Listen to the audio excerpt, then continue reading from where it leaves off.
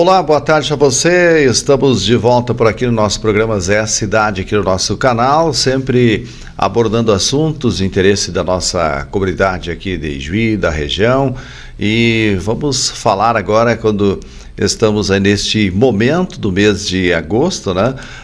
Vamos falar sobre a parte de arborização, né? Neste momento em que nós estamos antes da primavera, ainda no período do inverno, mas é um período de preocupação com relação ao cuidado, com relação às frutíferas, também outras árvores, enfim.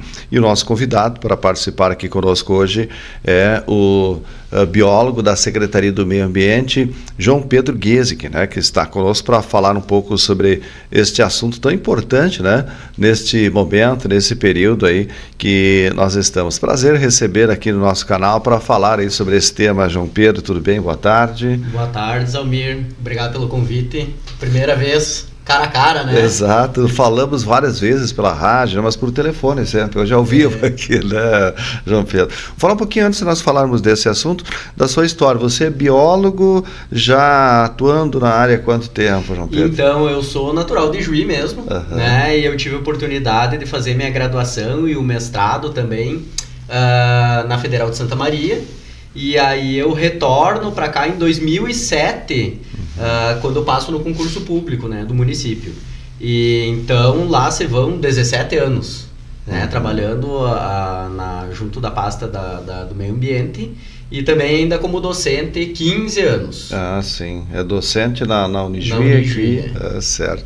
E por que optou por a parte de biologia, de biólogo, então? Tem muito a ver com a criação, né? Com a infância. Sempre me encantou bastante a questão do mundo natural, as plantas, os animais, né? Os bichos.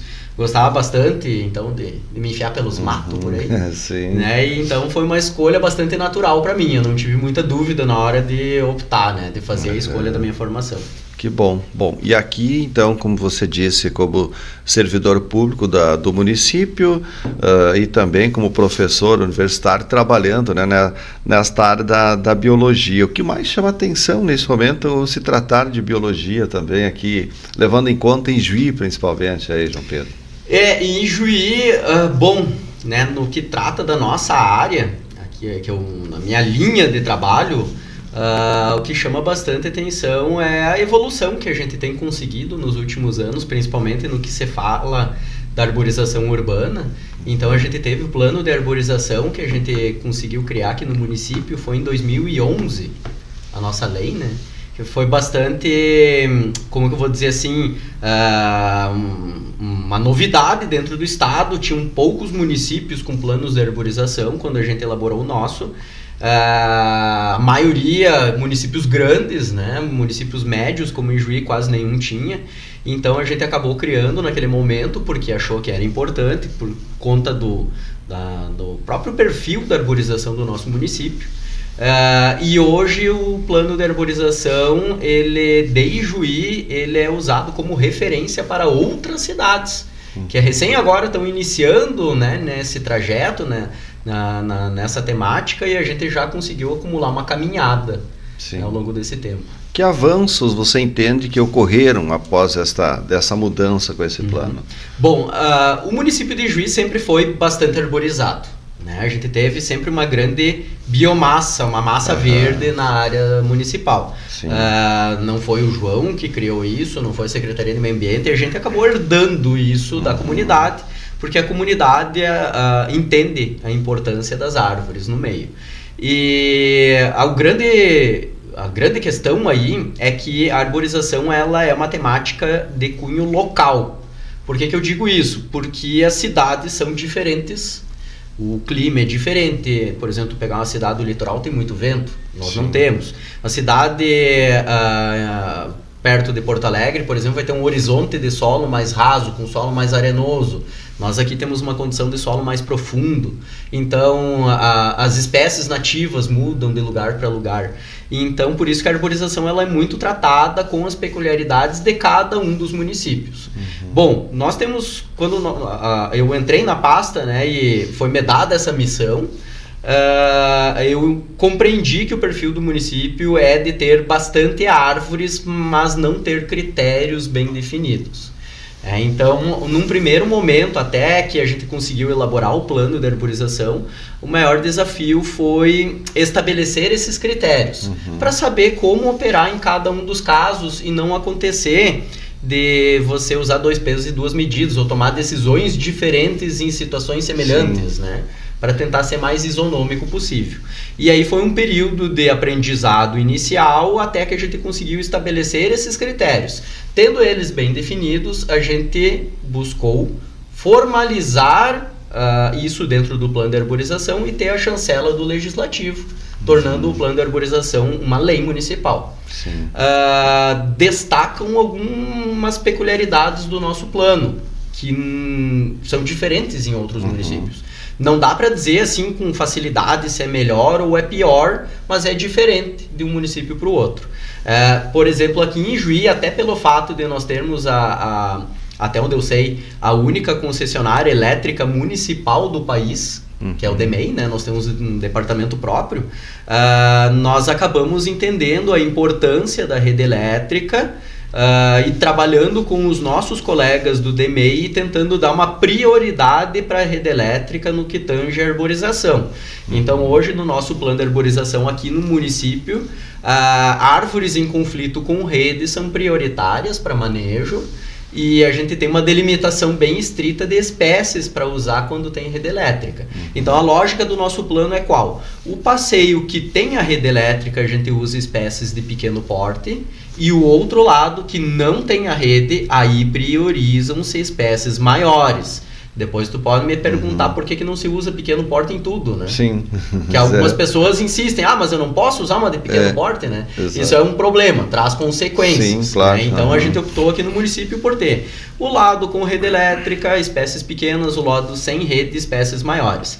E isso vai andando, o tempo vai passando e tu vai repetindo e usando esse critério, isso vai moldando a cara da cidade, a fisionomia. Então tu começa a andar nas vias principais, Dr. Pestana, Ernesto Alves, qualquer uma das ruas centrais, e você já começa a perceber isso, é só ter olhos para ver. Tu começa a perceber que um lado está cheio de árvores, o outro tem a rede. Exato. É uma coisa que vai moldando. Sim. E eu te disse, isso não é em todo município. Isso é reflexo do nosso planejamento. Se pegar, por exemplo, Porto Alegre, Maringá, é árvore grande dos dois lados, é concessionária que se vire. Sim. Quer dizer, aqui esse plano é elaborado, como você disse, de acordo com também o que prevê, de acordo com esse trabalho da concessionária, nesse sentido aí. Isso até pelo fato de serem 2 órgãos municipais, Sim. tanto a Secretaria de Meio Ambiente quanto já o trabalham DEMEI, em acordo. A gente busca e construiu, nem sempre foi assim, vamos ser sinceros, já teve lá atrás um certo atrito, porque tu vê que o objeto, a prioridade é diferente. O DEMEI vai priorizar a rede, o sistema de transmissão de energia, a Secretaria de Meio Ambiente vai priorizar as árvores. Dá para imaginar conflitos aí. Sim, claro. Mas a gente foi trabalhando aos poucos, inclusive porque somos colegas, né? Sim. E hoje a gente conseguiu construir uma ótima relação da Secretaria de Meio Ambiente com o DEMEI, e a gente trabalha em consonância. Né? Então, assim, um complementando o outro. Às vezes a Secretaria de Meio Ambiente faz algumas ressalvas, né? Flexibiliza um pouco ali, aceita um pouco ali. O DEMEI também compreende em certas circunstâncias, e a gente consegue então construir junto, né, o plano de arborização. Agora, nesse ponto ainda, na praça, eu lembro que muitas também foram retiradas e havia um problema, digamos, com relação a essas maiores que existem, e tem ainda em alguns locais. Que critérios são adotados para isso? Por exemplo, quando retirar uma árvore mais antiga, mais velha, que muitas vezes ela causa até problema da infraestrutura, na estrutura da calçada, enfim, nesse ponto, galhos que ficam perigosos com relação a deter, como já disse, mais velhas, mais antigas. De que forma que podem ser feitas também podas ou mesmo retiradas dessas árvores? Muito bem. Veja, Zalmir, que a idade apenas ou o tamanho apenas não são critérios que aumentam o risco em relação à árvore. Exato, sim. Tá? Então isso tem que ficar bem claro, que não é porque uma árvore é velha só por isso que ela é mais perigosa. Claro. Não é porque uma árvore é só grande Apenas isso que ela é mais perigosa. Até então, uma árvore pequena, às vezes, pode se transformar, ter um problema numa calçada também, né? Isso, exatamente, aí que eu ia chegar. Então, assim, ó, outro ponto que o nosso plano de arborização, ele é bem ousado, é em relação à listagem de espécies inadequadas para passeio. Sim. Então, nós temos uma lista bem considerável de espécies que a gente compreendeu no dia a dia, que não são adequados e dentro da técnica, dentro do conhecimento científico, e nós somos ousados no programa de substituição. Por que eu digo isso? Em outros municípios, ainda que tu tenha uma espécie inadequada, ainda que ela esteja causando problemas, a árvore é mantida. Sim. Até o máximo possível. Então, nesse sentido, o nosso plano ele é bem flexível. Por quê? A gente analisa lá, chegou um pedido para remover uma canela, né, em passeio. A canela é uma espécie que está na nossa lista de espécies inadequadas, por diversas razões, não é nem por uma só. Então a gente tem um programa de substituição. Chegou o pedido para remover a canela, a gente não analisa o mérito. Não importa se ela é uma muda, se ela está dando problema, se não está dando problema, nós vamos concordar com a substituição porque a gente sabe que é uma espécie que dá problema no futuro. Certo. Tá? Agora, então assim, são espécies comprovadamente inadequadas, concordamos com a substituição automaticamente, já indicando como plantar, quantas plantar, que espécie plantar, dando a muda para o cidadão. Né? Então tudo isso, o serviço ele é bastante responsável da nossa parte, porque não é apenas tirar a árvore, a gente já vincula com a reposição correta, para ter um ganho ambiental. Né? Agora, excluindo-se essas questões, existem árvores que são adequadas para uso. Sim. Que é característica da espécie, tem uma raiz pivotante, profunda, que não dê problema de raízes. É característica da espécie ter uma madeira dura, que não quebre, que seja resistente. É uma espécie adequada. Eu quero cortar. Bom, aí nós vamos analisar o mérito. E aí a gente tem dentro do plano de arborização uma lista de critérios que a gente avalia caso a caso para ver se há ou não o deferimento daquele pedido. Sim. Né? Agora sim, se tu pegar uma espécie adequada, a árvore está sadia, não tem conflito crônico nenhum, não tem rede elétrica, não tem enquadramento, aí a prioridade é por mantê-la. E nesse sentido, quanto maior a árvore, mais antiga, que a gente chama de árvores veteranas, maior a preocupação em mantê-la. Essa é a prioritária para se manter. Porque a cidade não pode cair, é aí que eu já tinha lançado a pedra antes, né? No que a gente chama de arbustização do meio urbano. Que é tornar a cidade uma coleção de arbustos. Isso é péssimo para a saúde ambiental da cidade. Porque a gente começa a falar nos serviços ambientais, tem uma lista enorme, sombreamento, microclima, redução de vento, né, a redução de poluentes, tudo isso está diretamente relacionado ao tamanho da árvore. Agora, eu volto à mesma questão. Por exemplo, citando que esses problemas estruturais que eu disse que criam muitas vezes. Por exemplo, uma árvore está, como você frisou, nessa parte que muitas têm essa situação de até raiz mais profunda, mais larga, enfim, ela está causando rachadura na calçada, por exemplo. E há a possibilidade de substituir? Que critérios podem ser adotados a esse ponto? Bom, nós temos um critério objetivo que é o primeiro para análise, que é a norma de acessibilidade e o plano de arborização. São duas leis diferentes e elas se conversam. Tá? Então, assim, ó, pela norma da acessibilidade, é uma norma técnica, uma BNT-NBR, você precisa ter 1,20 m de passeio sem obstáculos verticais. 1,20 m. Então, digamos que uma árvore tem problema, tem rachadura na calçada, mas é uma calçada de 4 metros. Sim, aí não tem problema. Isso não vai justificar a remoção da árvore. Sim, exato. Tá? Até porque assim, ó, também uma coisa bem importante a gente... Quer dizer, tem que ter um espaço livre de 1,20 m. E isso é o que diz a norma de acessibilidade. Sim. E o plano de arborização diz o quê? Que você tem que ter canteiros grandes nas árvores. Porque a árvore, a raiz da árvore é viva também. Sim. E ela precisa trocar gases, ela precisa de água infiltrando, ela precisa ter uma área permeável, um canteiro. Se você tiver uma via com asfalto de um lado e concreto do outro, a árvore anelada, que a gente diz, ou estrangulada, isso é péssimo para a árvore. Sim. E também aumenta o risco dela trazer um prejuízo por raízes ou até de tombar. Claro. Então, o que a gente precisa e que a gente vem construindo na comunidade, o senso de que a gente precisa canteiros maiores, permeáveis. E esse é o principal fator, tu saber distinguir. É a árvore que está quebrando a minha calçada ou é a minha calçada que está estrangulando a árvore? Porque às vezes o canteiro é tão pequenininho e tu diz, a árvore tá com a raiz da árvore tá rompendo minha calçada. Não tá. O problema é que ela tá estrangulada, a calçada tá estrangulando a árvore. Né? Então, se você fizer um canteiro maior, você vai ver que consegue ter o passeio obedecendo a norma de acessibilidade, consegue ter o canteiro para a árvore e as duas coisas se conversam. Certo, muito bem.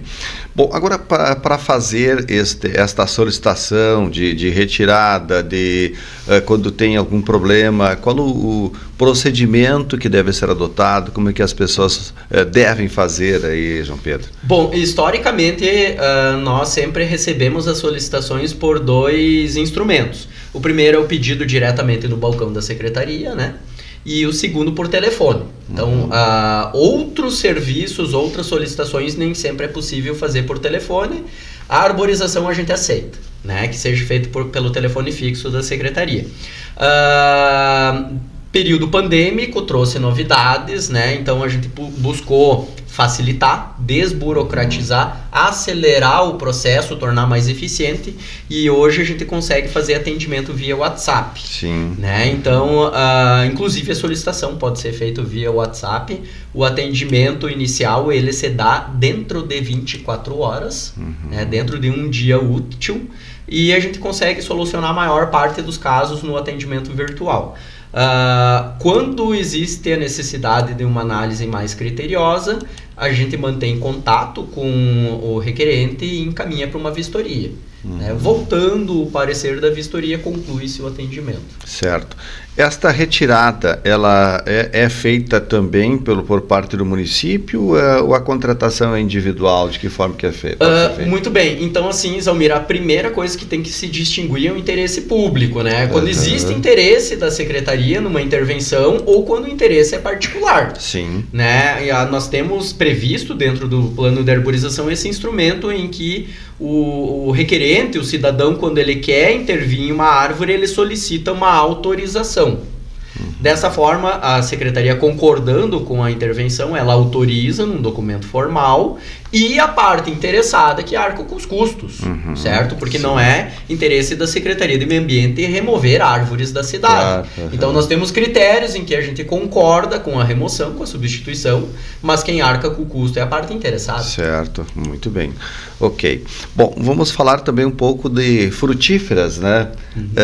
Nós estamos falando dessa questão aí, até importante, não sei se tem alguma diferença, enfim, das frutíferas e de árvores, como você fala, da arborização urbana, com relação a período de podas, enfim, como que funciona nesse ponto? Sim, existem algumas distinções. A primeira delas é a seguinte: quando a gente fala de arborização urbana, são todas as árvores do meio urbano, mas o poder público ele tem critérios mais definidos e mais rigorosos quando se trata de áreas públicas.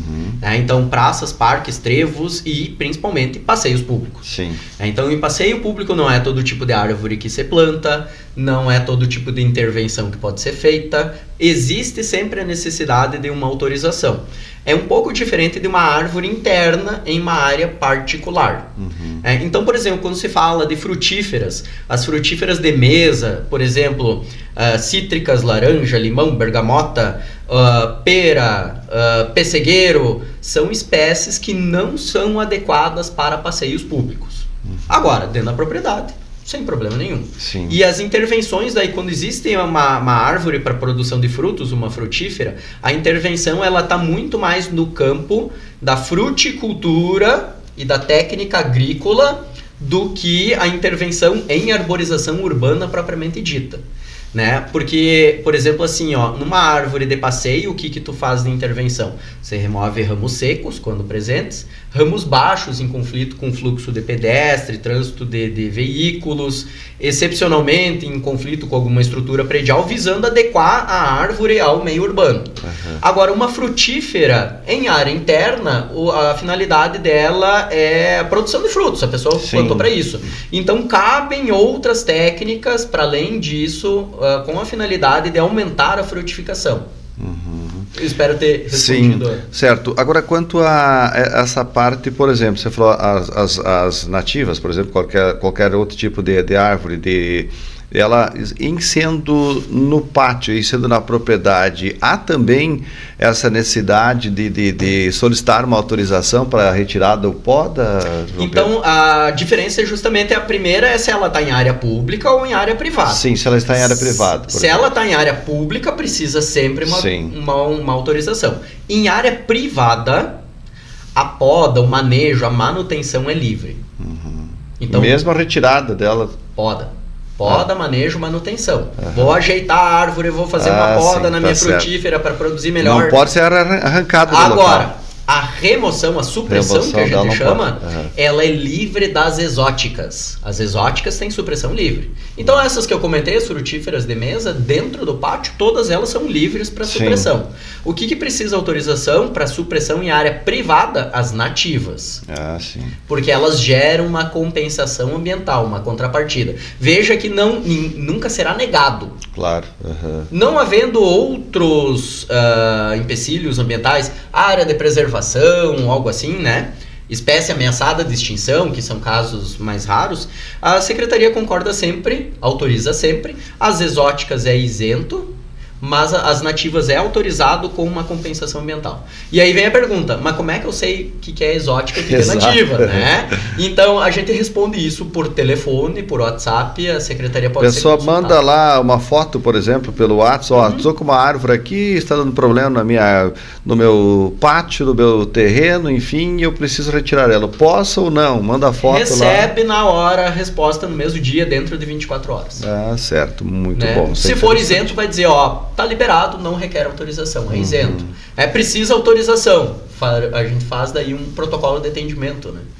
Via WhatsApp, que já tem daí com a gente faz a qualificação do requerente, conferindo os dados, dados de identificação, um nome, um documento, um telefone e o endereço bem certinho, confere se é proprietário, se não é, e daí faz análise de imagens e na maior parte dos casos a gente consegue concluir o atendimento virtualmente. Ótimo, muito bem. Bom, agora período, eu lembro que esses dias nós falamos, né, na rádio, você disse que muitas vezes pessoas têm o hábito da poda nos meses que não tem R. Isso é mito, é tradicional, o que ocorre com relação a isso aí? Então vamos lá, no caso, quando a gente fala de conduções, intervenções em árvore visando manter ela, adequar a árvore, né?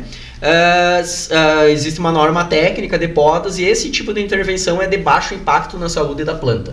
Pode ser feito em qualquer época do ano. Tá? Então a condução da árvore dentro da técnica, ela pode ser feita a qualquer época do ano. Mas culturalmente há o hábito das pessoas mexerem em árvores, seja poda, seja cortar, seja plantar, em determinado período do ano, né? Que é o dito popular dos meses sem R, né? Que aí a gente percebe isso na prática dentro da secretaria, porque nós temos um elevado número de solicitações nesses meses, que vai ali, então, desde maio até agosto, principalmente. Depois, setembro já começa a normalizar, outubro decai bastante o número de requerimentos, né? Na prática, se levar em conta isto, antes do período da primavera, na verdade, né? No período, mas tem várias razões, né, Zalmir? Na crença, por exemplo, de que a árvore ela está dormente e que a intervenção vai causar menos dano a ela. Outra, a gente vê boa parte das espécies, elas são decíduas, perdem folhas, então tu enxerga a estrutura da copa dela, fica mais fácil tu manejar porque ela está sem folha, né? A questão da insolação é um período que as pessoas mexem árvores até para deixar entrar mais sol na propriedade.